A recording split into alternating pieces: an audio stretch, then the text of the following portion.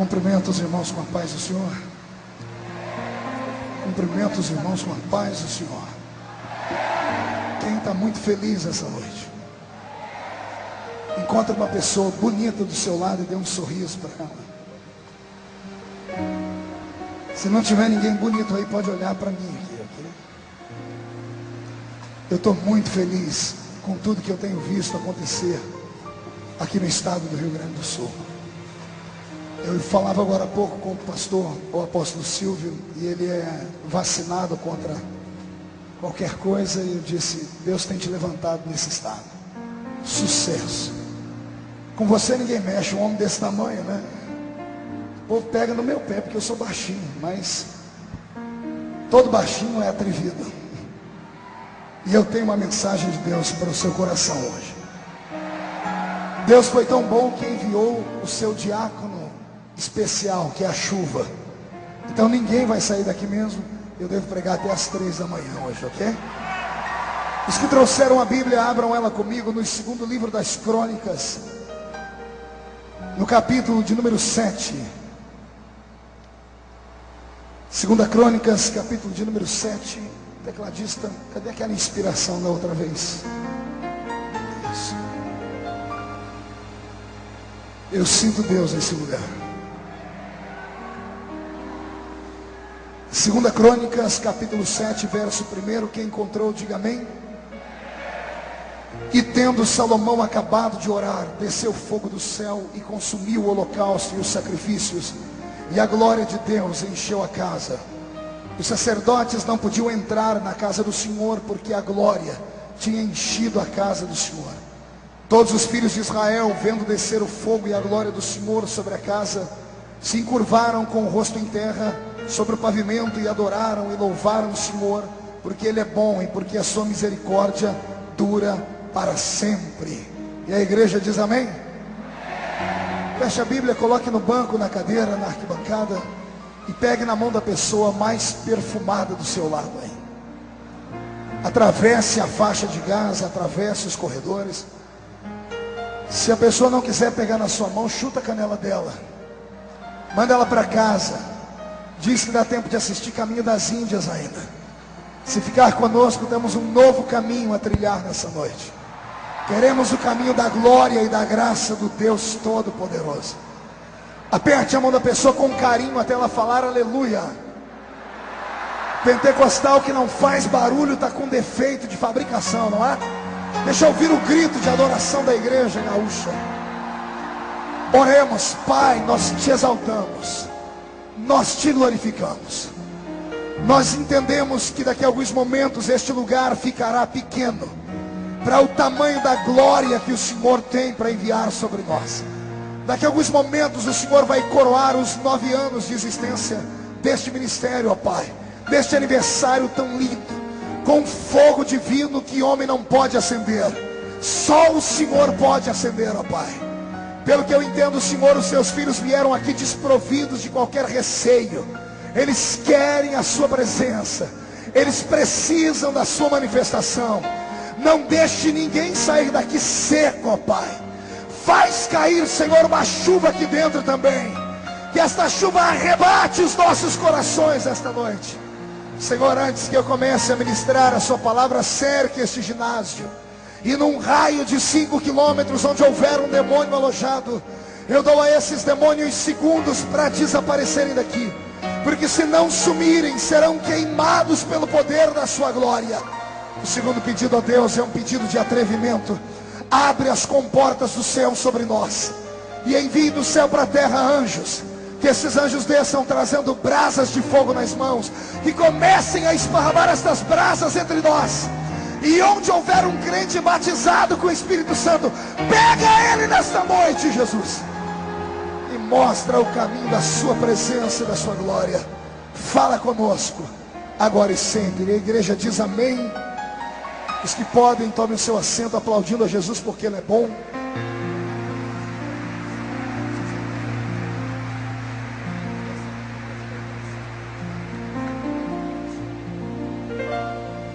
Glória a Deus.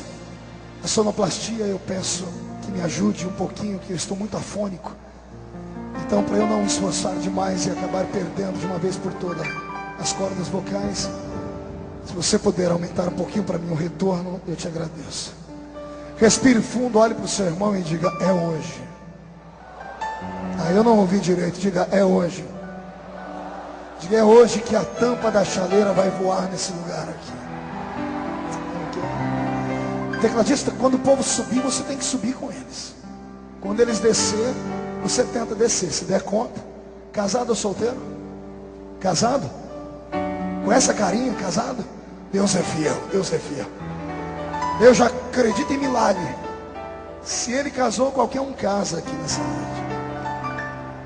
É brincadeira, o rapaz parece um ator de Hollywood, né? Senhoras e senhores, noiva do Cordeiro, simpatizante da nossa fé, amigos que vieram de perto e de longe, igreja aniversariante, meu apóstolo e sua linda e abençoada esposa, eu pedi a Deus que me desse uma mensagem para esta noite. E o Senhor trouxe à minha memória um texto antigo, mais profundo. Um texto distante de nós, no espaço geográfico e no tempo contado pelo homem, mas muito perto de nós em essência e em história. O templo de Salomão foi considerado no seu tempo uma das maravilhas que o homem pôde fazer com as mãos e dar a Deus. Salomão, filho nobre do rei Davi, assistindo à morte do seu pai em loco, teve a graça e a oportunidade de ver o seu velho pai, que estava com o seu corpo combalido, com os seus olhos já se escurecendo. Ele teve a honra de ouvir a voz cansada do rei Davi dizer: filho, coloque a sua mão aqui debaixo da minha coxa direita. E Salomão, tremendo e até temendo, porque o pai não era comum, era um homem que tinha duas naturezas muito peculiares. Davi era um guerreiro e era um poeta. Parece que são dois talentos que não cabem dentro do mesmo vaso. Mas Davi soube com muita graça exercer as duas funções diante de Deus. E agora que ele vê Salomão colocar a sua mão jovem debaixo da sua coxa direita, Davi segura pelo braço do filho e faz o filho fazer uma promessa. E ele diz: filho, eu falei com Deus dias atrás. Eu queria dar a ele um presente, uma casa de oração. Ele até me disse que a minha intenção era boa, mas ele olhou para as minhas mãos, e as minhas mãos eram mãos que tinham sangue. Porque durante a minha chamada e o meu ministério, eu matei muitas pessoas, inimigos que mereciam a morte, mas nenhum ser humano está aliviado na sua consciência por ter matado alguém. E por isso Deus me proibiu de dar a ele um templo. Mas ele me disse que a minha descendência poderia dar a ele esse presente. E eu quero passar para você esta função. E como eu vou morrer e não vou ver este templo ser construído, eu quero que você me prometa, faça um juramento, que você vai dar ao meu Deus uma casa de oração linda, uma casa de oração fantástica, uma casa de oração que atraia os olhos dele e o cântico dos anjos aqui para a terra. Promete, Salomão. E Salomão, emocionado, vendo seu pai fechar os olhos e ir morrendo, não consegue dizer não ao velho.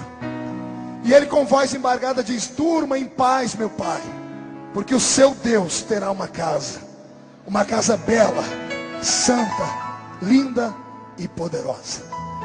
Morreu Davi. Salomão faz uma reunião agora. E nesta reunião que ele faz, ele reúne os melhores homens que ele tem no seu tempo. Os melhores arquitetos, engenheiros, homens que sabiam trabalhar com ouro, com prata, com pedras preciosas. E ele diz ao tesoureiro do seu reino: não meça esforços. Quero dar ao Deus do meu pai uma casa que fique marcada para sempre na história como sendo a mais bela, a mais cara, a mais rica casa feita para um templo religioso. E agora Salomão está atento, porque o pai havia deixado para ele o modelo da casa. Ele traz os pedreiros, os arquitetos, e todos começam a dar palpite. E alguns começam a dizer que pedra usar, que madeira usar, que cores usar, como fazer, como estabelecer, como arquitetar. E quando a casa está desenhada na mente dos homens que trabalhariam nisso, faltou agora a casa invisível. Porque o santuário só faz sentido quando as coisas que estão dentro dele são sacras. E quando a utilidade dele é uma utilidade sacra. E então se levantam os homens sábios e dizem assim: Salomão, já que você escolheu o melhor ouro, a melhor prata, a melhor madeira, as melhores pedras, os melhores construtores, o senhor também precisa se preocupar com a parte espiritual deste santuário. Porque o seu pai era um homem espiritual. E mais do que isso, o seu pai era um levita em potencial. O seu pai era um cantor. O seu pai era um compositor. E eu tenho certeza que se ele estivesse vivo, ele iria desejar que neste dia da inauguração do templo, a melhor música fosse cantada, o melhor instrumento fosse tangido, o melhor coral se apresentasse. E Salomão diz: está autorizado, contrate o melhor cantor, o melhor levita, traga o melhor, porque o meu Deus merece o melhor. E alguém se levanta e diz: Salomão, temos um pequeno problema. E o rei diz: qual é o problema? O problema é que depois do seu pai só houve um outro levita que tivesse a inspiração, que tivesse a intimidade com Deus ao ponto de tocar músicas aqui e fazer Deus se mover lá em cima dos céus. E Salomão dá uma palavra: pois bem, tragam ele é vivo ainda. Alguém diz: ele é vivo, mas está proibido de ministrar. Por que ele está proibido de ministrar? Porque a nossa lei impede que o sacerdote ministre depois dos 50. Com 50 anos, a lei levítica dava direito ao sacerdote de se aposentar ou ser jubilado. E a pessoa diz: e esse levita que cantava como seu pai, que entoava como seu pai, que recebeu uma inspiração especial do seu pai, tem 55 anos. E Salomão, como era um homem regrado à lei, como era um grande líder, como era um religioso também, para não se ver ofendido e nem ofender a lei estabelecida por Moisés, ele grita dizendo: então que encontrem outro. E para isso o rei tinha ao seu lado homens que tinham inteligência para ajudá-lo a coordenar as coisas. E o homem insiste: mas não há outro. Na altura desse templo não há outro, só tem ele. E Salomão diz: mas a lei impede. Aí vem o sábio e diz assim: mas eu encontrei uma brecha na lei. Que brecha você encontrou? A lei pode ser revogada quando ela não veio direto do céu, quando ela saiu apenas do coração do líder humano. E quem foi que estabeleceu essa lei? Essa lei foi estabelecida pelos anciãos da tribo de Judá. Os anciãos da tribo de Levi. Mas se os anciãos da tribo de Levi levantaram, o que vão fazer eles se eu revogar? E aí o sábio diz: o Senhor ainda tem 11 tribos para te defender. Porque o ungido direto de Deus não é um sacerdote, é o rei. Porque o rei recebeu direto do Senhor a incumbência de administrar o reino, cuidar do sacerdote e cuidar do profeta. E Salomão chama o cidadão num canto, diz a história, ele diz: o que é que você está propondo?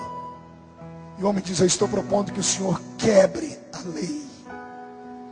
Eu estou propondo que o Senhor reveja os conceitos. Porque entre a estrutura morta e falida e aquilo que é renovo e trará gozo no coração de Deus, deixemos de lado a estrutura falida. Quebremos a lei por algo que vai valer a pena. Vamos trazer o homem. Ele está vivo, ele tem vigor, foi sua lei.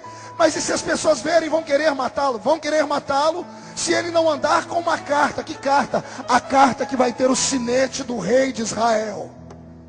Se o Senhor pegar o seu sinete, o seu anel, escrever a carta de próprio punho e colocar ali dentro e dizer assim: eu, rei Salomão, descendente de Davi, revogo a lei, para que o sacerdote que foi deposto volte a atuar, porque no templo que meu pai me mandou fazer, só ele poderá cantar.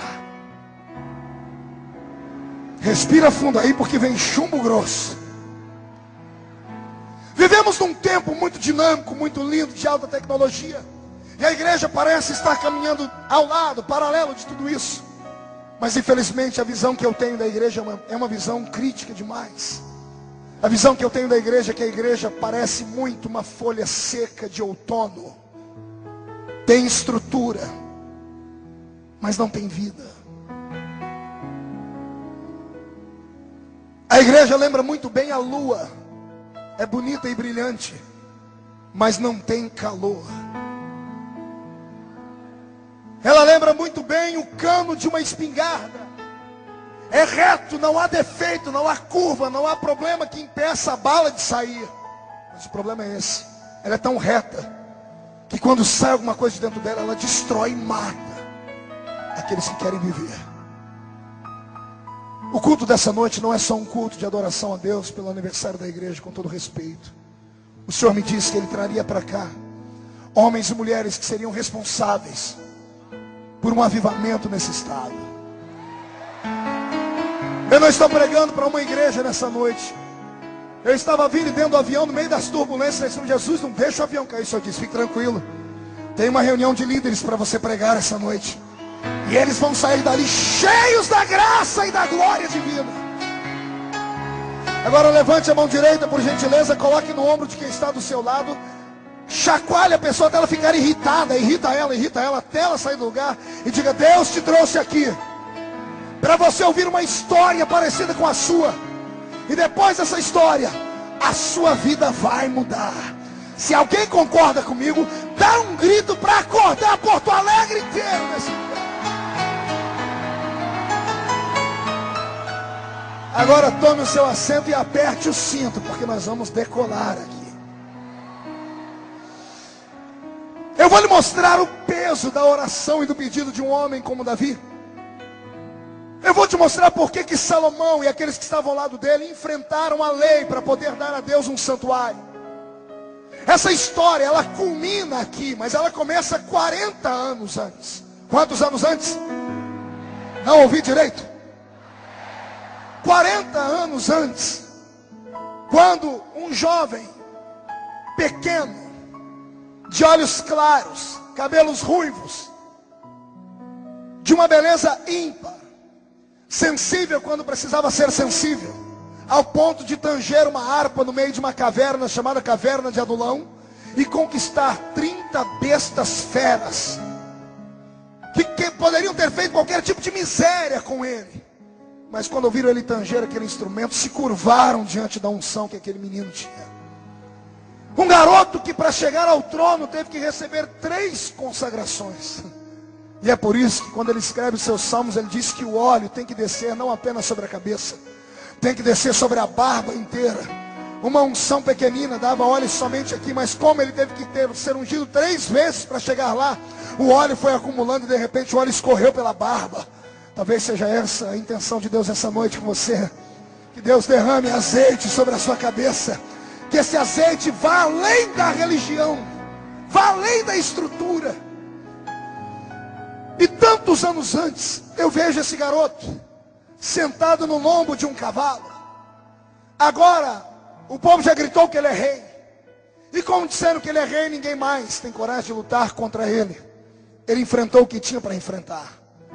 Mas ele era anormal. Ele era louco de pedra. Ele não era comum. Ele era sensível demais às coisas divinas. Qualquer homem que chegasse à ascensão daquele trono, simplesmente colocaria o seu corpo em cima de um trono de um potentado, chamaria os seus súditos para ajudarem, pediria relatórios de como estava a cidade, de como estavam as províncias. Ele herdou um reino perfeito. Ele herdou um reino com súditos, com armamento bélico, com estrutura física. Ele herdou um reino que tinha latifúndios. Ele herdou um reino que qualquer pessoa, em qualquer tempo, gostaria de ter herdado para administrar. Mas ele não sossegava no trono. Ele levantava do trono e saía andando pelo reino para saber como é que estavam as coisas. E mesmo tendo sido ele ungido, ele percebia que no dia em que ele tomou posse da coroa, tinha algo errado. Ele via o que ninguém via. Ele ouvia o que ninguém ouvia. Qualquer um podia chamar ele de esquizofrênico. Aliás, um dia desse fui acusado disso. Num blog endemoniado que tem na internet, o líder de lá é um filósofo, psicólogo, e mandou para mim um e-mail dizendo assim: você é culpado de provocar talvez o maior número de esquizofrenismo médio jamais visto em toda a história desse país. E subiu um arrepio. Falei: meu Deus, eu sou tão ruim assim? Aí eu mandei um e-mail dele para ele, disse assim: por quê? Ele diz: ora, estude um pouco de esquizofrenia e você vai entender o porquê. E aí eu fui estudar. Só que quando eu estudei, fiquei tão feliz, fiquei tão alegre. Pergunta por quê? Eu só falo se todo mundo perguntar fazendo biquinho. Que povo fofo esse povo. Simples. Porque quando eu fui estudar as principais características do esquizofrênico, tem 3 que são maiores que qualquer outra. Primeiro, todo esquizofrênico vê o que ninguém vê. Segundo, todo esquizofrênico escuta o que ninguém escuta. E como ele vê o que ninguém vê, escuta o que ninguém escuta, ele sente o que ninguém sente. Aí eu mandei a resposta citando o apóstolo Paulo, um outro filósofo maluco de pedra. E foi Paulo quem disse: aquilo que os olhos não viram, aquilo que os ouvidos não ouviram, aquilo que não subiu ao coração do homem, é o que Deus tem reservado para esses gaúchos aqui nessa noite.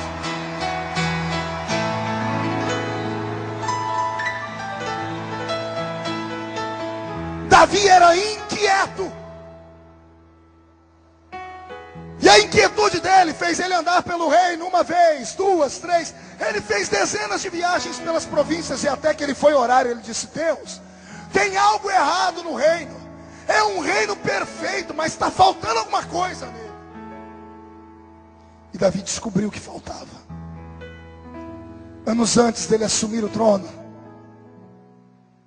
quando o povo pediu Saul como rei, Deus pegou a sua glória e se condensou dentro de uma arca e deixou o inimigo arrastar a arca para fora e levou a arca embora. Era só a maneira de Deus dizer assim: eu não fico onde não me querem. Eu sou um gentleman, um cavalheiro. Eu não forço a barra com ninguém. Se me aceitarem, eu estou aí. Se não me quiserem, eu estou indo embora. E quando Davi assumiu o reino, ele percebeu que o reino era perfeito, mas era incompleto. Você consegue fazer ou falar comigo essa complexidade aí? Consegue? O reino era perfeito, mas era... Diga para o seu irmão isso. Era perfeito, mas era incompleto. Parece um paradoxo, né? Como é que uma coisa perfeita é incompleta, pastor? Tem muitas coisas assim no mundo. O vaso que saiu da olaria agora, ele é perfeito, porque o oleiro faz ele perfeito, mas é incompleto. Só é completo quando ele é vendido, revendido, e a dona de casa ou o homem dá utilidade àquele vaso. Amém? O céu, por exemplo, é um lugar perfeito, mas é incompleto. Pergunte por quê? Ele é perfeito porque quem fez é o arquiteto supremo que não erra em nada. Mas ele é incompleto porque os moradores do céu estão tudo aqui sentados na minha frente ainda.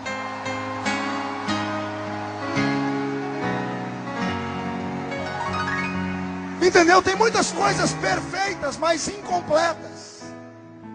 Agora, o reino que Davi herdou era perfeito, mas era incompleto, porque faltava a presença de Deus lá.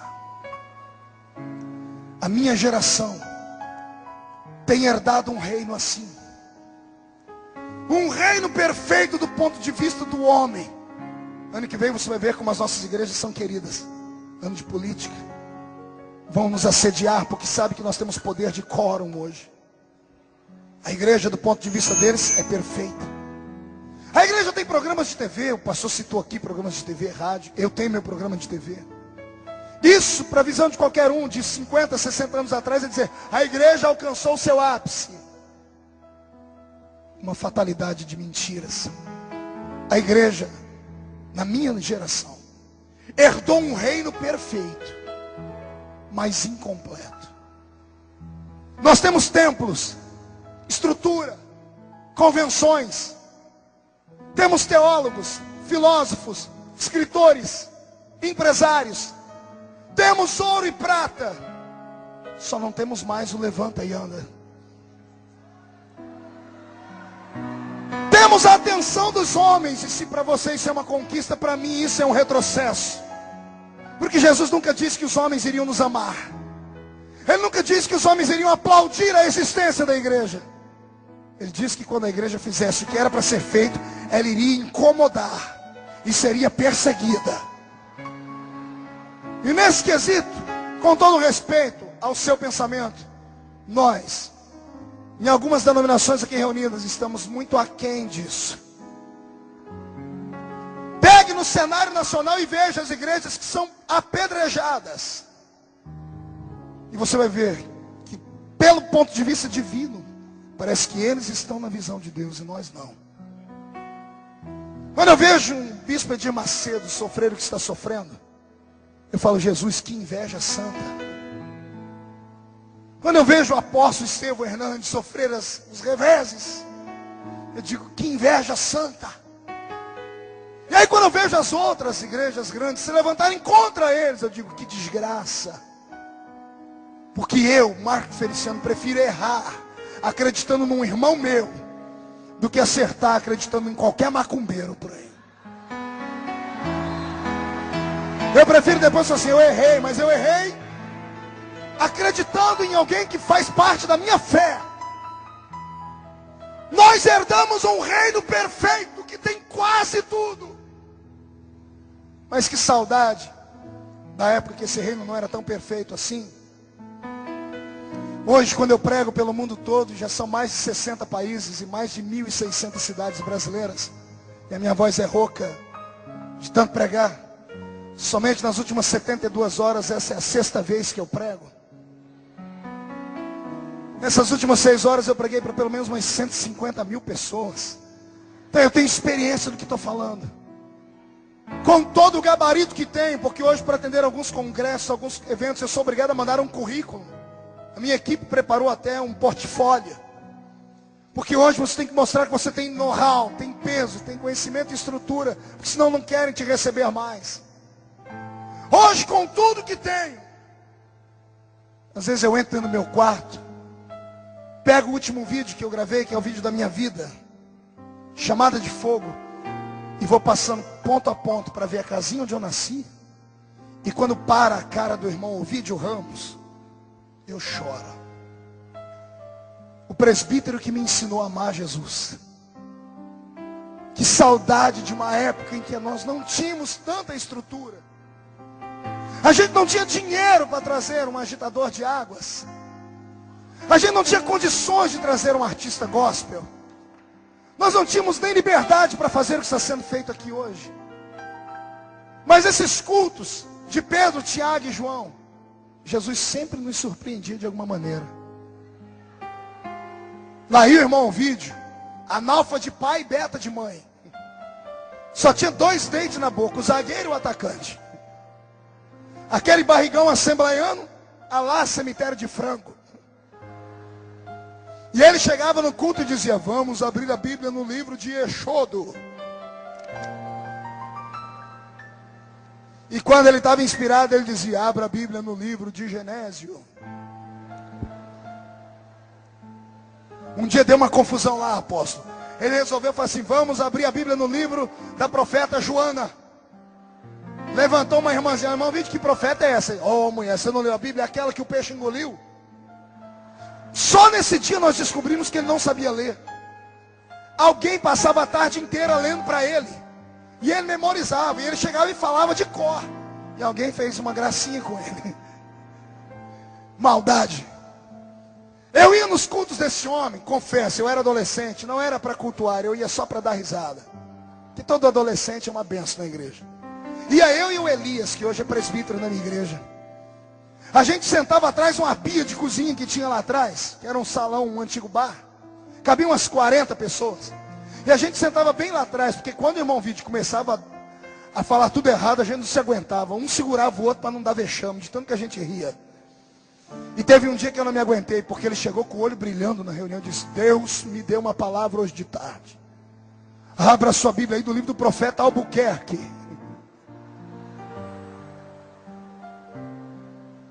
Eu não me aguentei, eu quase fiz xixi na roupa de tanto que eu ri. E eu e o Elias rindo. Mas ele começou a falar de cor. E alguém disse, pô, irmão Vídeo, mas não tem Albuquerque na Bíblia? Ele disse, tem. É o homem que falou assim, ó. Aviva, ó Senhor, a sua obra. No meio dos anos, a notifica. Na ira, lembra-te da misericórdia. Quando ele recitou isso, aquilo entrou dentro do meu coração como uma chama incandescente. E nunca mais se apagou. Aquele homem não tem um terço do conhecimento, da preparação e do estudo que eu tenho. Em compensação, eu não tenho um terço da intimidade que ele tem. Eu vi cultos onde esse velho começou a ler a Bíblia de um jeito que ninguém entendia mais nada. Eu acho que nesse dia até Jesus queria rir. Ele disse: irmãos, eu estou muito cansado, trabalhei demais, então onde eu abrir eu vou pregar. Ele preparando já era um fiasco. E ele abriu, isso já tinha mais anos para frente, ele já estava aprendendo a ler um pouquinho. E ele abriu no livro de Crônicas, mas uns capítulos antes do primeiro livro. Já leu aquelas partes de 4 folhas, que nome de gente que gerou gente? Imagine, você que sabe ler, já tem hora que a gente trava, né? É um trava-língua aqueles nomes. Imagine num homem ruim de língua portuguesa. Ele começou a ler, daqui a pouco ele começou a engasgar. E eu e o Elias, a gente se matava de rir, não tinha como não rir. Só que daqui a pouco caiu um fogo na reunião. E eu levantei minha cabeça e disse: Elias, o que está acontecendo? O que nós perdemos aqui? Aí levanta a profetisa da reunião, irmã Maria de Paula. Irmã Maria de Paula vem, olha para a gente: vocês não estão vendo o que Deus está fazendo, meninos? Eu falei: o que, irmã Maria? Já tem uns 5 minutos que o irmão Vídeo está lendo a Bíblia na língua dos anjos. Mas não era a língua dos anjos. Ele lia tudo errado. Mas o povo era tão humilde e simples, que entendia tudo errado e pensava que ele estava sendo renovado. E não era isso que impedia Jesus de operar. Jesus pegava um gancho e batizava crente com o Espírito Santo, curava os enfermos. Quando você se perguntar em que fábrica saiu esse maluco aqui, foram esses homens e mulheres que moldaram o meu caráter espiritual. Eu venho de uma época em que a gente via a glória de Deus. Eu venho de uma época que quando a gente ia para as ruas, as pessoas olhavam para a gente como se a gente fosse um bicho. No trabalho a gente era levado à última instância para a gente fazer qualquer coisa para ser mandado embora. Na escola a gente tinha vergonha de dizer o que era, porque todo mundo encarnava na gente. A gente só tinha um lugar de paz. Era o pequeno salão. Porque ali dentro era o nosso reduto com Deus. A igreja não era perfeita, mas ela era completa. Eu vi o que as minhas filhas nunca viram. Eu ouvi o que a maioria dos que estão hoje aqui dentro nunca ouviram. Eu venho de uma geração que quando anunciavam algum homem que vinha pregar, a gente ia para ouvir, e não eram homens que faziam festa de espetáculo. Eu era garoto. Quando o pastor anunciou na igreja: vai vir pregar no nosso congresso esse ano um ex-defunto. Um ex-defunto. E eu, garoto, sentei bem na frente para ver. E aí vem um homem, velho, de mais de 70 anos, chamado João de Oliveira. E João de Oliveira chega diante do ginásio e diz assim: eu já morri um dia. E eu estava nos braços de Jesus, quando a minha mulher, com 14 filhos, mandou buscar o pastor, porque já fazia horas que eu estava morto. E o pastor veio para fazer o velório, mas quando ele entrou dentro da minha casa para fazer o velório, eu já estava pronto para ser enterrado. A minha mulher agarrou o pastor pelo paletó e disse: pastor, Jesus não pode levar meu marido assim. Eu tenho 14 filhos para criar. Fala com ele, pastor, porque o senhor tem ligação direta. E o pastor dobrou o joelho do lado do caixão, botou a mão em cima e agarrou a mão do defunto. E ele orou assim: Senhor Jesus, quem ora aqui é João Colenda. A tua serva tem 14 filhos para criar. Devolve João de Oliveira para ela. Foram 4 horas de oração e súplicas. E esse homem disse assim: eu estava nos braços de Jesus quando Jesus disse: eu te quero aqui, mas a tua família precisa de você. o meu servo de joelho me convenceu de que você precisa voltar. Mas antes de voltar, segure. Antes de voltar, ele disse: um anjo chegou perto de mim, pegou-me pela mão e me levou primeiro ao inferno. E depois me levou ao céu, ao paraíso. E aí eu voltei para contar para vocês de que ele está voltando. Ei, a gente saía do culto com o corpo arrepiado. A gente não tinha vontade de assistir jogo, de assistir novela, de ir para shopping, de assistir cinema. A gente não via a hora de terminar o culto para ir para um canto da parede, dobrar o joelho e dizer: Deus, me dá uma experiência assim também.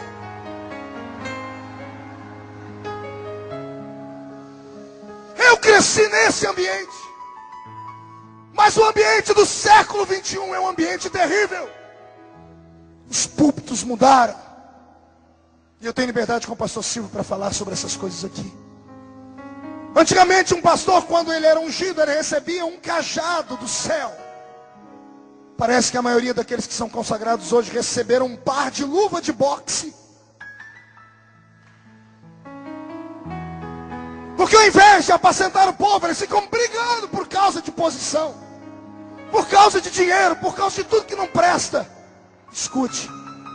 Para os líderes do século 21, alguns, é claro que toda regra tem exceção, não se consagra mais um homem porque ele tem chamada. Primeiro, consagra o homem para ver se ele é perfeito financeiramente falando. Depois, vem se ele é alguma pessoa de bem no meio da sociedade, tem um nome ou um renome. Não se importam se ele opera maravilhas ou não. Eu fui falar com um dos maiores líderes desse país há poucos dias atrás, porque eu fui chamado, porque eu deixei durante 2 dias um cavanhaque. A minha barba é cerrada, eu fiz ontem à noite, já está grande.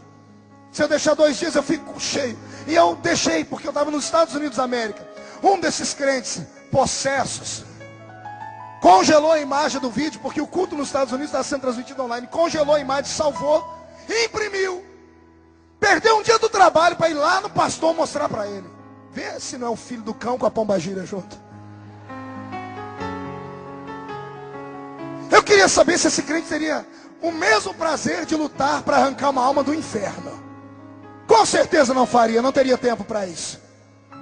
E aí quando o pastor veio falar comigo, ele disse assim para mim: meu filho, você precisa mudar. Eu falei: mas pastor, por onde eu passo o cego vê, o surdo ouve, o paralítico anda, o morto ressuscita, as almas são salvas. Sabe o que ele disse para mim? Não me interessa. O que me interessa é saber se eu falo para você senta, você senta. Fica em pé, você fica em pé. Se eu mandar você deitar, você tem que deitar. Se eu falar rola, você tem que rolar. Eu disse: se eu não fizer isso, aí você é um rebelde, não merece estar do nosso lado. Vivemos uma época estranha. Vivemos uma época em que o reino de Deus não é tratado como o reino de Deus. Os nossos grandes líderes das grandes denominações não querem que o nosso povo pense. Dedinho de profeta para cima, bate na cuca do irmão. E se a irmã for loira, bate com um pouquinho mais de força. Diga: não querem que você pense. O que falta na minha geração, além de profetas, são pensadores. O que é que eu disse que faltam? Não ouvi. O que é um pensador, pastor? É alguém que olha, analisa e questiona. Só que quando você vai questionar qualquer coisa, sabe o que eles fazem? Eles te excluem, te chamam de rebelde. Se você fica quieto, a sua vida fica travada, você não consegue andar e nem se mover. Aí termina os dias como esse cristão que está do seu lado. Eu não tenho dúvida de que a pessoa é piedosa, não tenho dúvida de que a pessoa é santa. Mas encare o rosto do irmão do seu lado por 1 minuto, olhe para ele. Você vai ver que a pessoa tem uma cara horrível, parece que foi batizado num pote de vinagre.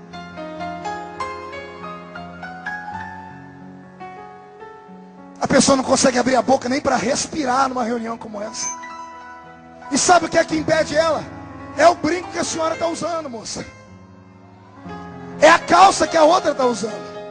É a barba que o outro está aí do seu lado. Porque lá na igreja dele, ninguém prega a Bíblia, só prega essas porcarias.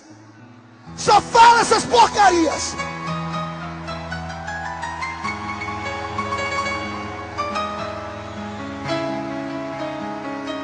Perdem tanto tempo com asneira, com balela. Perdem tanto tempo ensinando coisas que nem são da palavra. Não tem conhecimento, não tem profundidade bíblica. E sabe por que não tem profundidade bíblica?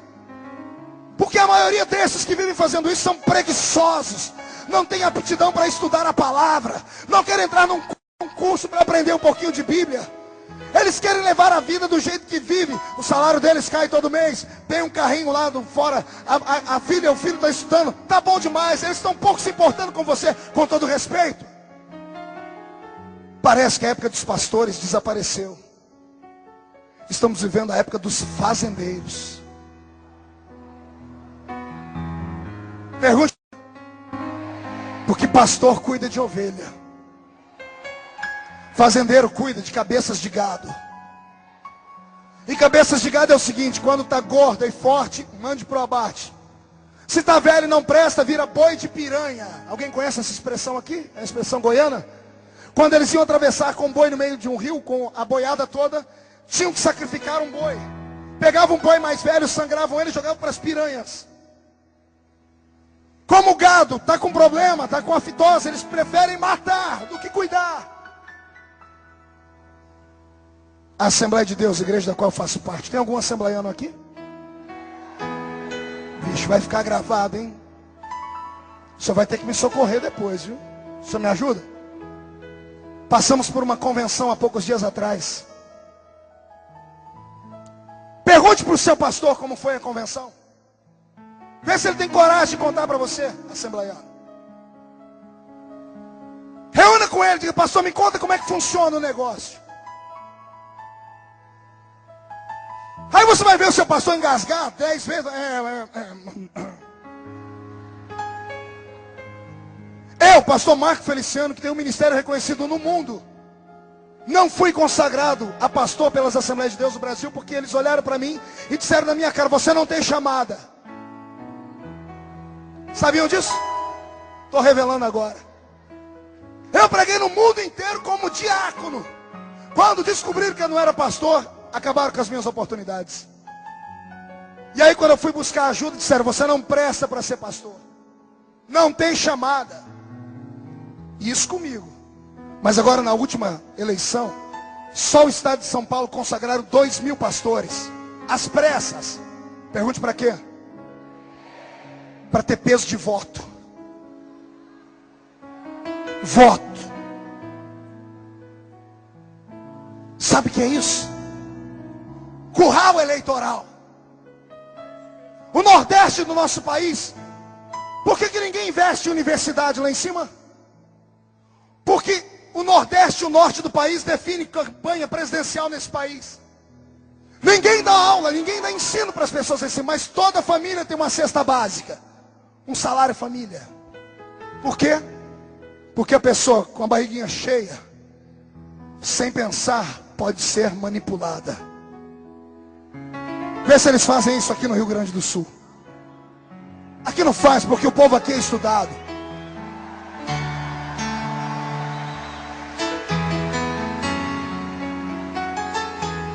Tantas quantas vezes eu vier a esse estado, tantas quantas vezes eu vou profetizar. Assim como esse estado, pelo nosso país, é o último aqui embaixo, e todo fogo começa de baixo para cima, eu quero que o Rio Grande incendeie esse país.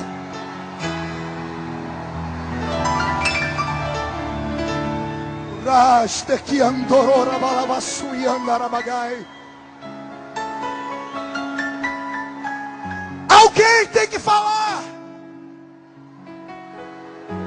Alguém tem que se levantar. Alguém tem que explicar. Alguém tem que pensar. Eu não sou fantoche. E você também não é. Então se você é um homem ou uma mulher de Deus que quer mudança, dá um berro aqui dentro. Quem sabe eles escutam lá.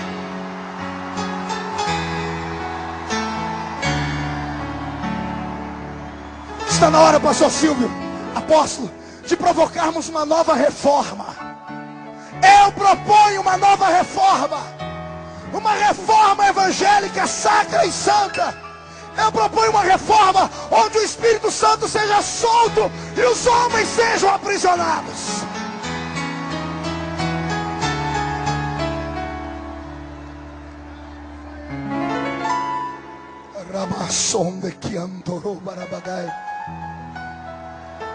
Mas não é fácil. Pergunte por que não é fácil. Quando Davi percebeu que a arca não estava ali, olha o que ele fez. Ele pôs no coração em buscar a arca de volta. Mas Israel vivia anos de paz, vivia anos de... Cotovele o seu irmão e diga: do que adianta ter paz e não ter a presença de Deus? Eu prefiro viver em guerra, mas sabendo que Ele está comigo. Prefiro em guerra, porque em guerra eu sinto as asas do Onipotente me protegendo. A história diz que Davi passou pregão no meio de Israel e disse: quero o meu exército. E os primeiros que se candidataram foram os 30 valentes que ele tirou lá da caverna de Adulão. Gente que ninguém dava nada por eles. O capitão do exército chegou em Davi e disse assim: mas rei, o inimigo está quieto. Vamos deixar o inimigo quieto. E Davi: não, nós vamos lá buscar a arca. Mas rei, é uma luta sem necessidade. E o rei dizendo: sem necessidade para você, que é um insensível que só vê as coisas do ponto de vista da terra. Eu sinto falta da glória de Deus. E eu vou às últimas consequências para trazê-la de volta. E Davi dá um grito no meio do povo: qual homem tem coragem de deixar a sua família e ir comigo no arraial do inimigo e tomar de volta o que é nosso? Isso não é para qualquer um. Aqui está o meu desafio nessa noite. Eu quero saber quem é que tem coragem de entrar no arraial do inimigo comigo e pegar de volta o que é nosso.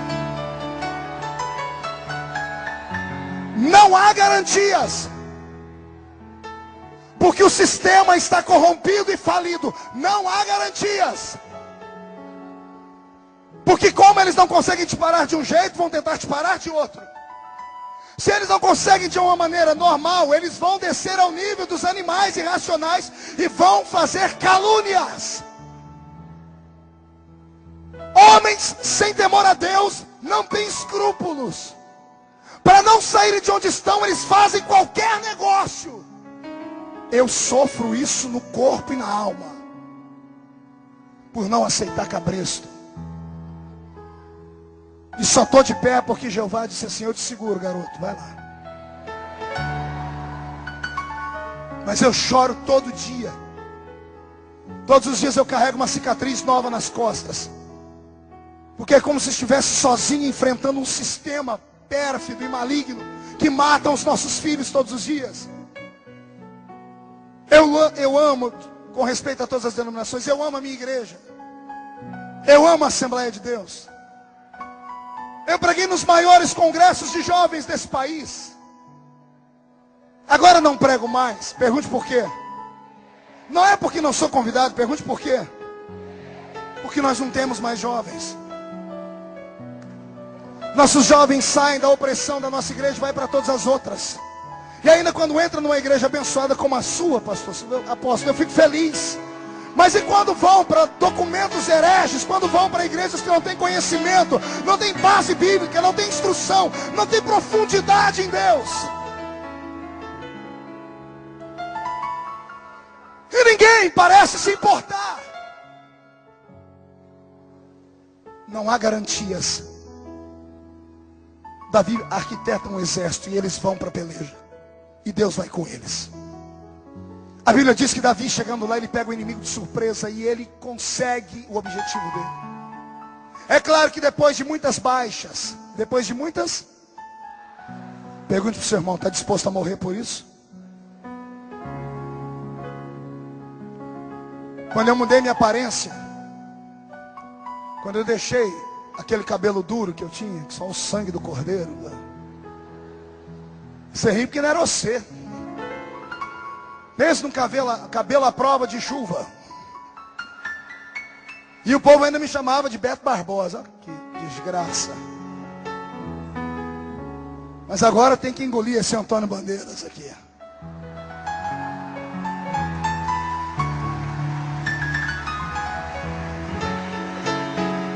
Oh, glória. Alguém aqui acha que eu sou burro? Você acha que eu sou inteligente?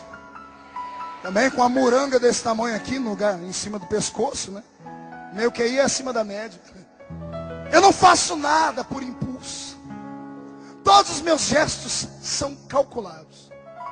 Quando eu deixei o cabelo ficar como está agora, eu sabia exatamente o que ia dar.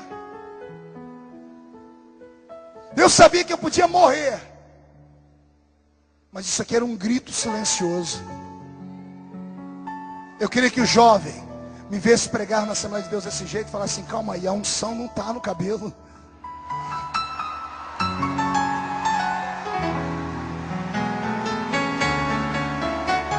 Quando eu parei de usar gravata, eu queria que todo mundo dissesse assim: calma aí, a unção não está na gravata. Isso aqui é um gesto de dizer a você: Deus é maior do que a instituição, Deus é maior do que o movimento, Deus é maior do que a religião.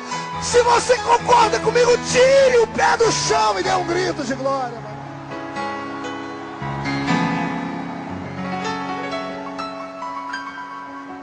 Eu despertei uma geração inteira para pensar. Só no Orkut tem 212 comunidades feitas para mim. Uma delas tem 80 mil pessoas. Tem mais de 500 perfis falsos, porque eu não tenho tempo para aquela porcaria. Tudo lotado. Eu fico feliz, pergunto por quê. É um monte de menino querendo ser igual a mim. Está entendendo? Alguém tem que pensar. Você acha que um Martinho Lutero da vida, um John Knox, um John Wesley, um Charles Finney, um Jonathan Edwards, A.M.B., Catherine Kuhlman, você acha que essas pessoas que nós lemos a história e hoje são colocadas num pedestral e as luzes da ribalta estão sobre elas? Você pensa que eles sempre foram aplaudidos? Eles carregaram o peso de uma inquisição nos ombros. Só foram reconhecidos depois de mortos. Mataram o profeta, mas as profecias falam no nosso ouvido até hoje. O meu desejo nessa noite, e o Senhor me faz sentir aqui, meu corpo está arrepiado. Foi muito estratégico deixar as luzes apagadas, porque assim as pessoas podem se expressar melhor. Tem gente chorando aí no meio. Eu ouço gemidos de jovens dizendo assim: Deus, eu quero. Eu também quero. E é isso que Deus está procurando nessa noite. Deus não está procurando um show. Deus não está procurando alguém que se apareça. Deus está procurando alguém que chore pela igreja. Alguém que tenha coragem de se levantar comigo nessa noite e a gente partir para cima do inimigo, morrendo ou vivendo. O morrer para mim está ganho e o viver para mim é Cristo e ponto final. Eu quero é Deus. Quem quer Deus comigo aqui? Dá mais um grito de glória em nome de Jesus Cristo. Eu imagino o pesar no coração de Davi quando ele viu que soldados morreram, apóstolo. Eu imagino os outros que voltaram aleijados. Eu imagino aqueles que vieram arrastados em macas. Mas deixa eu desenhar para você como é que eles voltaram. Posso? Quando Davi venceu a batalha, ele pegou um soldado da tribo de Benjamim e disse: vai na minha casa e avise a minha mulher, diga que nós vencemos. Manda ela preparar uma festa, porque eu estou voltando com a vitória. Foram 6 meses de período de voltar até a casa. Davi, antes de vir, como ele nunca tinha participado de uma batalha como aquela, ele chamou o soldado mais antigo e disse: como é que o rei voltava para casa com a vitória na mão? E então desenharam para ele: rei, na frente vem o rei, à esquerda do rei vem um porta-bandeiras carregando a bandeira do exército inimigo aqui embaixo, para quem passar pela rua ver que o inimigo foi vencido. À direita do rei vem um porta-bandeiras do rei, levantando a bandeira do leão da tribo de Judá bem alta, tremeluzindo para todo mundo ver que o leão da tribo de Judá venceu. Atrás do rei vem os seus maiorais, depois vem aqueles que têm os seus cavalos, e lá por trás vem os que vêm andando a pé. Lá vem o rei, ele prepara toda a cena. O rei na frente, porta-bandeiras, os maiorais, soldados estão sendo arrastados. Mas a história diz que Davi não se movia. E alguém dizia: por que nós não andamos, rei? Ele disse: está faltando alguma coisa. Soldado antigo, volta aqui. Como é que o rei voltava? E o soldado disse: bem, eu vou desenhar, rei. Primeiro o rei vem na frente.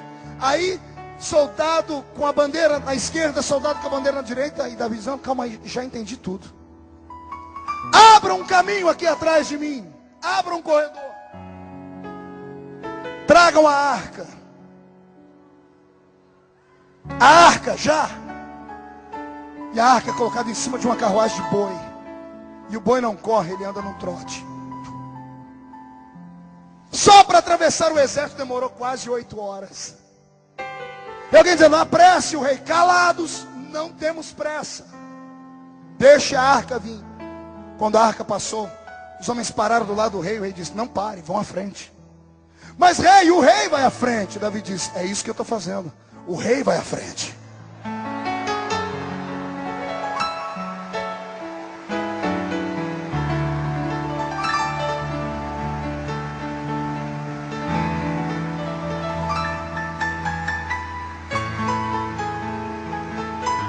Vai preparando aí, porque nós vamos entrar no Santo dos Santos agora. A arca vai na frente, puxada por bois. O caminho era para levar apenas 2 dias ou 3. Mas eles levaram 6 meses. Eu quero dizer, ô rei, o que está acontecendo? O boi não anda. Deixa o boi aí. Ele está levando Deus para a nossa terra. Deus passou muito tempo longe de nós. Não interessa quanto tempo ele demora para voltar. Aqui na nossa frente a gente não perde ele de vista. Se demorar 1 ano, a gente vai ficar 1 ano atrás da arca. Mas a gente vai ter certeza que quando ele entrar pelo portão de Jerusalém, a gente tranca o portão e Deus nunca mais vai sair de lá. Não importa quanto tempo demore, apóstolo. Que demore 1 ano, 1 semana, 2 anos, 10 anos, nós vamos viver para ver o que nós estamos profetizando aqui. Nós vamos viver para ver o Rio Grande do Sul ser conhecido como o estado que estará projetando o maior avivamento do Brasil e avivamento para outras partes do mundo. Quem é que se candidata aqui? Então tome o seu assento.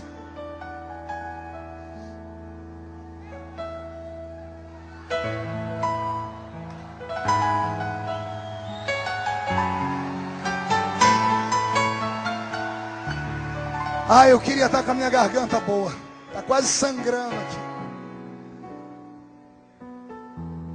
Quando o portão se abre e o povo está esperando com gritos de festa. Todo mundo espera o rei atravessar o portão de Jerusalém, mas o rei não atravessa, atravessa uma carruagem de bois. E todo mundo que já estava aplaudindo e assoviando para. Então, o que está acontecendo? Cadê o rei? Milca já fica descontrolada, porque ela entendia de festa. O pai dela nunca deixou um boi entrar na frente dele. Mas quando o boi passa à frente com a arca, o rei vem atrás. Quando o rei vem atrás com a coroa, vestindo vestes de vitória, o soldado carregando a bandeira do exército inimigo aqui embaixo, a bandeira da vitória aqui em cima, o povo explode num grito, uma adoração que ensurdeceu a todos. Aquilo deixaria qualquer rei feliz, menos Davi. Porque Davi percebeu que quando a arca entrou, todo mundo ficou em silêncio. O povo já não sabia mais quem era Deus. Mas a história diz que quando Davi entrou, ele olhou o povo, ele viu que os jovens pulavam e gritavam, as mulheres também. Mas tinha só uma raça que estava de joelho no chão, vestes rasgadas e poeira na cabeça. Eram os velhos. Quando os velhos viram a arca entrando, eles não acreditaram naquilo. Eles se jogaram no chão, rasgaram as vestes, dizendo, Senhor, perdoa o nosso pecado. Pelo Senhor ter saído daqui, a gente se rasga e imploramos, nunca mais nos abandone. Isso tocou o coração de Davi. Olha o que Davi apronta. Davi desce do cavalo, tem um palanque para ele subir, dar um discurso político. Era só ele subir e falar assim, conquistamos isso, trouxemos despojo, ouro, prata, isso e aquilo, vamos fazer desse reino. Era um discurso político. Mas ao invés dele ir para aquele lugar, ele chama os 30 dele. Os 30 se reúnem ao redor dele. E se transformam numa parede humana, todos virados para frente, de costa para o rei. E o rei, entre eles, todo mundo está na expectativa do que está acontecendo. A única que vê é a mulher de Davi, que está em cima do 2º andar da casa pela janela. E ela vê Davi tirando a roupa de rei. Ela vê Davi tirando a coroa, tirando a roupa real. Ele fica nu. E pega uma estola sacerdotal. Uma roupa de humilhação que o sacerdote usava. Só tinha um buraco em cima para colocar na cabeça. E era amarrado com uma corda aqui. Quando os soldados se afastam, lá está o rei, parecendo um mendigo. O povo que está aplaudindo e gritando param. Ninguém está entendendo nada. Davi se aproxima da arca, que ainda está na carruagem de bois. Um tangedor começa a tocar um instrumento como esse garoto está fazendo. E Davi, sem dar atenção para mais ninguém, ele põe a mão esquerda nas costas, porque era assim que um judeu começava uma dança. Põe a mão direita na frente. E de cabeça baixa ele começa a dançar ao redor da arca.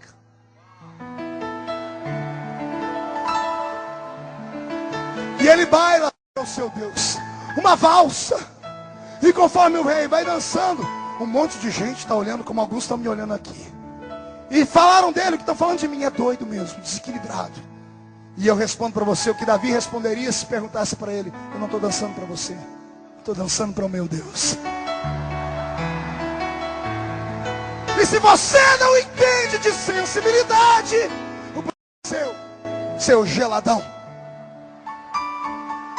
Que está acontecendo milagre aí onde você está caindo neve em cima de você.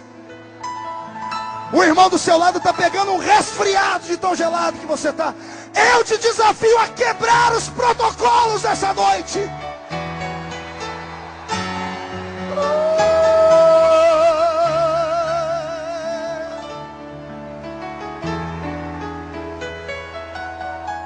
É isso que Deus quer de nós nessa noite, gaúchos. Deus quer que você tenha liberdade para fazer o que você nunca mais fez. Deus quer que você tenha liberdade para nessa noite, pelo menos hoje, esquecer sua credencial, esquecer seu anel de formatura, esquecer quem é que está perto de você. Ah, pastor, mas vão falar de mim. Quem fala de você não paga as suas contas. Quem fala de você não ora quando você está no vale.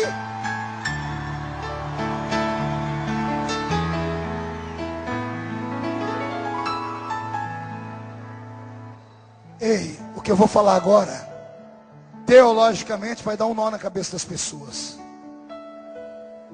Um homem com um coração sensível pode ter cometido o pecado que for, Deus apaga. E a última palavra dele quando morrer não vai ser o adúltero que mandou matar o marido da mulher. A última palavra de Deus acerca dele vai ser: é um homem segundo o meu coração.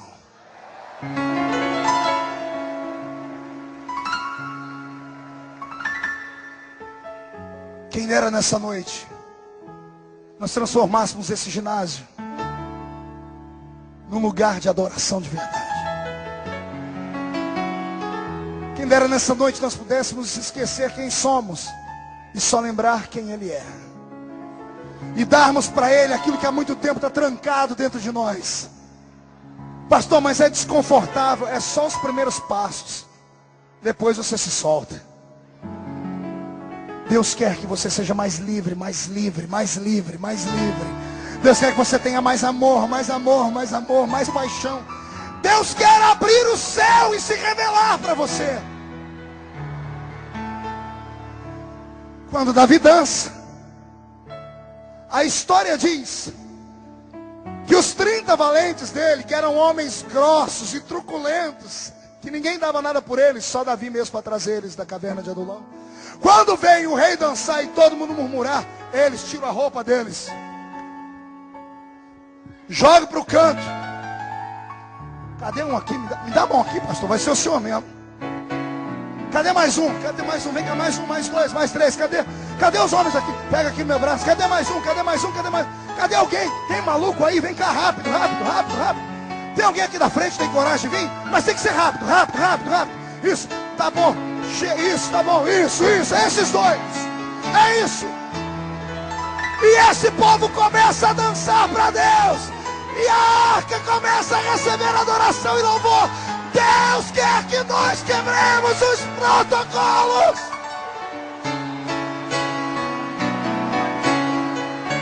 Aleluia! De pé toda a igreja, eu quero ouvir esse teclado agora. Eu quero te desafiar a ir onde ninguém nunca foi, a sentir o que ninguém nunca sentiu, a ver o que ninguém nunca viu, Pastor, é possível, mas Deus não se revela de graça.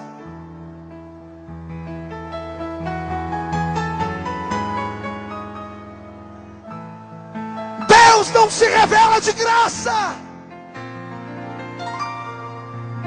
Ele quer ver se você tem coragem de verdade.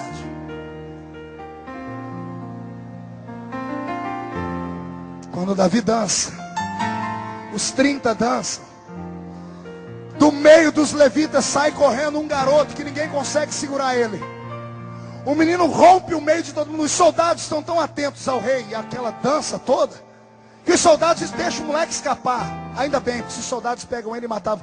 O garoto corre e vai direto em Davi. Quando o soldado levanta para defender, já era tarde. Esse moço, quando chegou em casa, recebeu um outro nome. O pai dele tirou o nome de registro e colocou o nome dele de Asaf. Asaf significa Deus dele se apoderou. Quando ele tocou em Davi,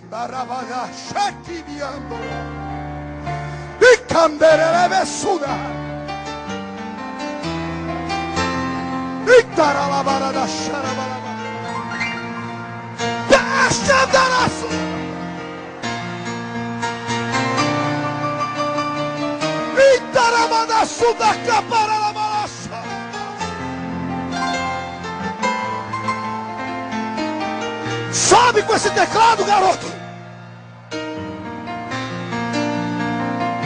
Há um Deus do céu se revelando a nós. Inclina a sua cabeça.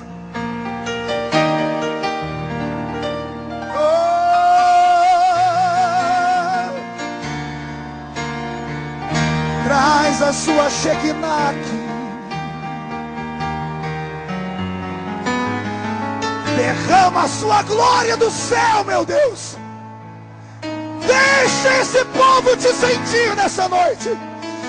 Pega eles agora.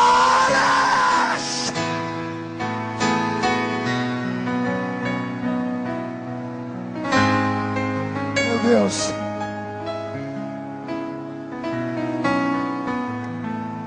Pegue na mão do seu irmão, rápido, rápido, rápido. Aquele conjunto de louvor, se estiver preparado aí, todos os instrumentos, preparem aí.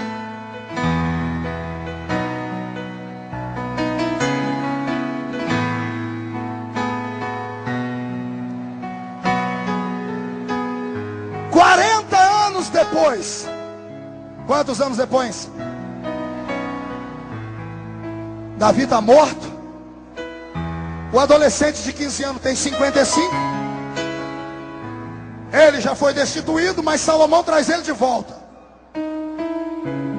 Existe ex-empresário, existe ex-jogador de bola, existe ex qualquer coisa, mas não existe ex-ungido. Não existe ex-ungido. Sabe o que eu estou dizendo? Que a sua chamada ainda é verdadeira. Que a profecia daquele monte, daquela igrejinha ainda é verdadeira. Que tudo que Deus disse que ia fazer, Ele vai fazer. Mas você tem que se soltar.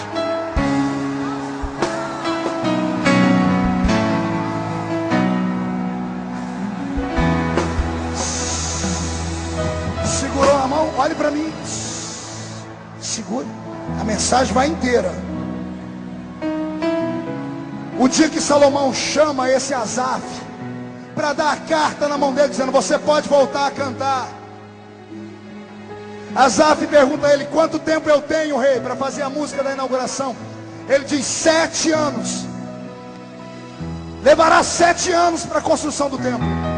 7 anos você tem para produzir a música mais linda jamais ouvida. 7 anos, levitas. 7 anos depois, o santuário está erguido. 5 milhões de judeus estão no meio da praça. A carruagem de Salomão chega e vai entrando. Quando o rei sobe, o povo vai dizendo: lá vai o rei, lá vai uma das mulheres do rei, lá vai o sacerdote, o sumo sacerdote, lá vai os levitas, lá vai todas as pessoas importantes. Mais lento, mais lento. De repente,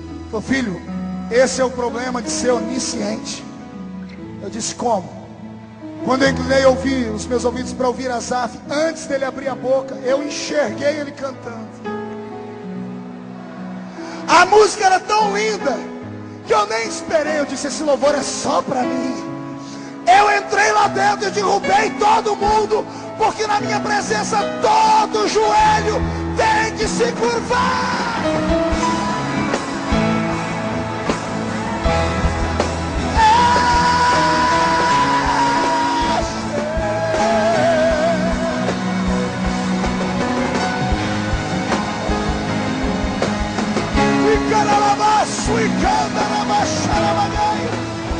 Oh, aleluia!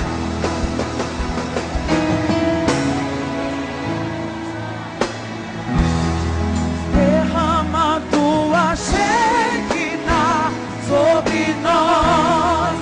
Derrama tua Shekinah sobre nós. Não conseguiremos ficar de pé. Tamanha é sua glória sobre nós. Derrama tua Shekinah sobre nós. Derrama tua Shekinah sobre nós. Não conseguiremos ficar de pé. Tamanha é sua glória sobre nós. Derrama tua Shekinah sobre nós. Derrama tua Shekinah sobre nós. Não conseguiremos ficar de pé. Tamanha é sua glória sobre nós. Desse dia em diante, Israel como nação permaneceu aos pés do Deus de Israel, porque provaram à luz da Bíblia que um homem que adora consegue tirar Deus de cima da nuvem. Vou repetir para a gente finalizar. É possível ser homem de carne e osso, ter defeitos e pecados, mas tocar o coração de Deus ao ponto de Deus sair de lá e vir aqui. Eu sinto Deus aqui. E eu quero fazer um convite.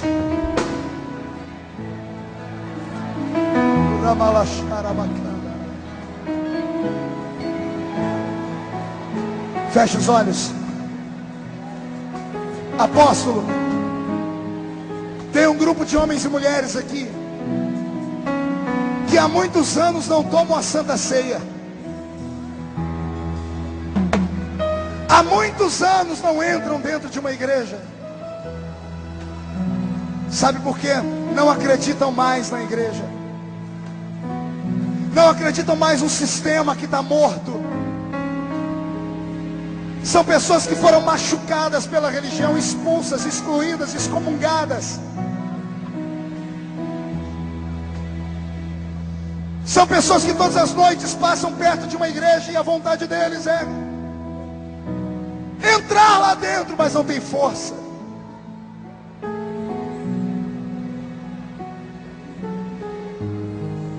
Hoje de manhã eu pregava em Vitória, e de Vitória para São Paulo sentou do meu lado um rapaz que me viu pregar na cidade dele quando ele era adolescente, 9 anos afastado. E quando ele me mostrou que estava afastado, eu agarrei o braço dele e usei a palavra misericórdia. E expliquei para ele que misericórdia é a junção de duas palavras. Uma é miseris e a outra é córdia.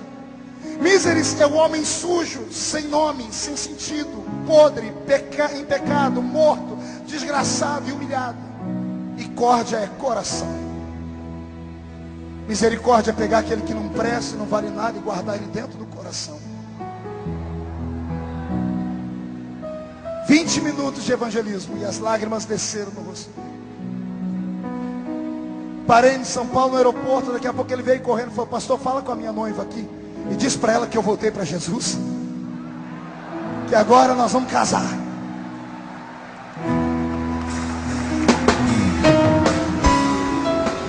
Feche os olhos. E eu vou fazer um pedido. Ninguém se atreva a deixar o ginásio antes da bênção apostólica. Amém? Então feche os olhos. Enquanto esse pessoal vai preparar aquela música do Danese, e eles vão cantar, faz um milagre em mim. Feche os olhos, inclina a cabeça. Depois eu oro para Jesus te dar o que você quer. Antes eu preciso te dar uma chance, amigo, de você voltar a ter o que é seu. Moça, você não pode sair daqui e arriscar a sua salvação por nada. O seu nome não foi riscado do livro da vida, como te falaram. Não existe borracha que apague a tinta usada. Seu nome foi escrito com sangue. Pastor, o que eu faço? Se você tiver coragem de sair de onde você estiver e vir aqui na frente, eu vou orar por você. E Deus vai te devolver tudo que foi roubado da sua vida. Isso, vem chorando mesmo. Faz como Zaqueu. Pode cantar.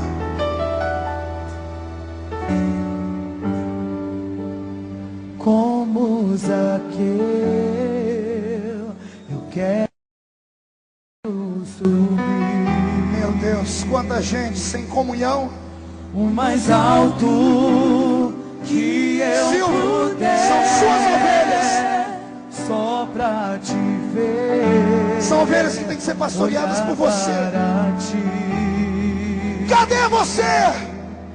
E chamar sua atenção. Isso, vem chorando, vem chorando. Olha aquilo ali, filme aquilo. Filme as pessoas chorando, filme as pessoas. Coloque no telão para as pessoas verem o que está acontecendo aqui. Eu preciso de ti, ó Pai. A igreja tinha que estar orando agora. Sou pequeno demais, me dá a tua paz. Largo tudo pra te seguir.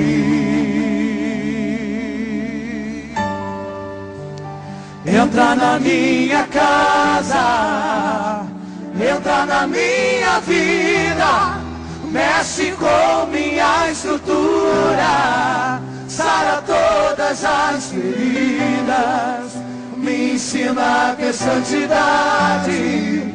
Quero amar somente a ti, porque o Senhor é o meu bem maior. Faz um milagre em mim. Cadê você?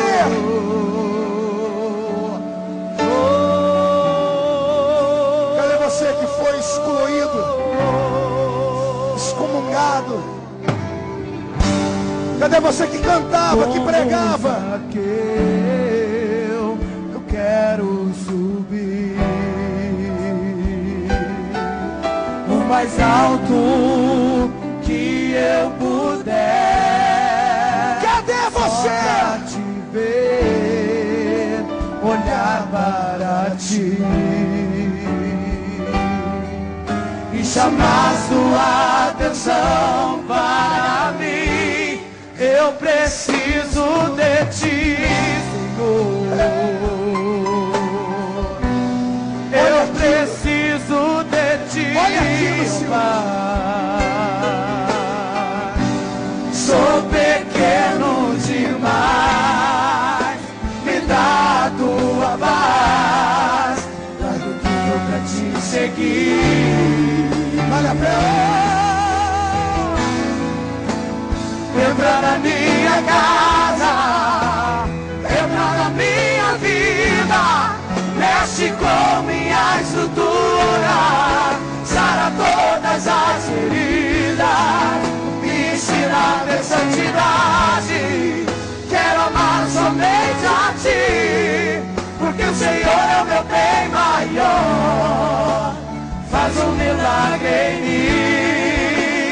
Entra na minha casa, entra na minha vida, mexe com minha estrutura, sara todas as feridas, me ensina a ter santidade. amar somente a Ti, porque o Senhor é o meu bem maior. Faz um milagre em mim, porque o Senhor é o meu bem maior. A igreja estenda as mãos para cá. Faz um milagre em mim. Os que vieram à frente, coloque a mão direita no coração. Mais alguém vai vir? Dona nenhuma. Está vindo? Glória. Oh, aleluia.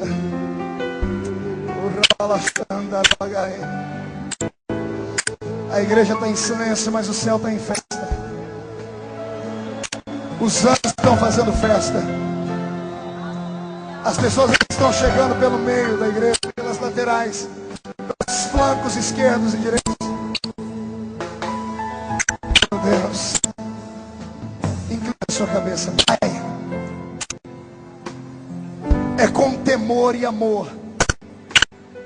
E como sacerdote nessa noite, eu apresento para Ti esses homens e mulheres que são o reino que eu preguei hoje. Reino perfeito, mas incompleto. Eles estavam em minha presença, estavam condenados à derrota, mas o Senhor usou a instrumentalidade da igreja para essa. E eles romperam em terra, vieram à frente com coragem. Alguns ainda estão chegando. Nós profetizamos que todos os pecados estão perdoados. Nós profetizamos que a maldição está quebrada. E o nome deles permanece escrito no livro da vida. E que depois dessa noite, tudo que foi roubado será devolvido. Tudo que foi tomado será entregue. Todo o tempo perdido será recuperado. E a igreja que é amorosa diz amém. Vai dar um aplauso a Jesus enquanto alguém dá um abraço a eles aqui para mim.